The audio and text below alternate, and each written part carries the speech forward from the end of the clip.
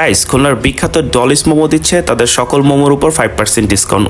এই ডিসকাউন্টটা কিভাবে পাবেন একটু পর বলতেছি। তো গতকালকে মোমো খাইতে খুব ইচ্ছে হচ্ছিল, তাই ভাবলাম যে স্ট্রিট মোমো না খেয়ে একটু হাইজিন মেনটেন করা মোমো খাই। এজন্য খুলনার বিখ্যাত ডলিস মোমোতে চলে গিয়েছিলাম। আর তাদের মোমো যে এতটাই ফেমাস, আগে রাস্তার ধারে মোমো বিক্রি করতো, আর সেই মোমো বিক্রি করতে করতে আজকে 2 তলা রেস্টুরেন্টের মালিক।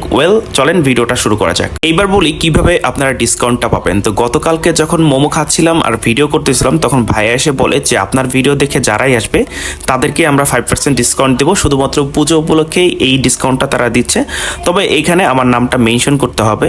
তো ডলিস মোমোর লোকেশন আপনারা অনেকেই জানেন, তারপরও আরেকবার বলতেছি, এটা হচ্ছে শান্তিদাম মোড়ে। এরপরও স্ক্রিনে তাদের নাম্বারটা দিয়ে রাখবো, আপনারা চাইলে সেখান থেকে কন্ট্যাক্ট করে তাদের লোকেশনে চলে যেতে পারেন।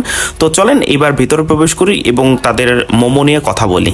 ভিতরে যাওয়ার পর আঙ্কেল তাদের মোমো সম্পর্কে আমাকে বলতেছিল। তো এইখানে কিন্তু সকল ধরনের মোমোই আপনারা পেয়ে যাবেন। মোমোর পাশাপাশি বেশ কিছু প্লেটারও আপনারা পেয়ে যাবেন।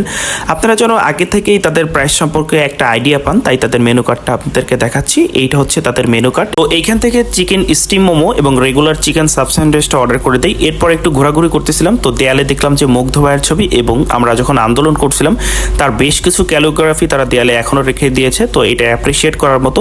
তো তাদের 2 তলাতে যখন যাবেন রাত্রেবেলাতে বেশ কিছু সুন্দর সুন্দর ছবি তুলতে পারবেন। এর পাশাপাশি আপনারা যারা দিনের বেলাতে যাবেন, এইখানে পুরাতন বিল্ডিং এর একটা ভাইবস পাবেন, বেশ কিছু ছবি তুলতে পারবেন এবং সিটির যে ভিউটা এটাও কিন্তু এনজয় করতে পারবেন। তারপরে আমরা চলে গিয়েছিলাম নিচে গিয়ে দেখি আমাদের সিটটা বুক হয়ে গেছে।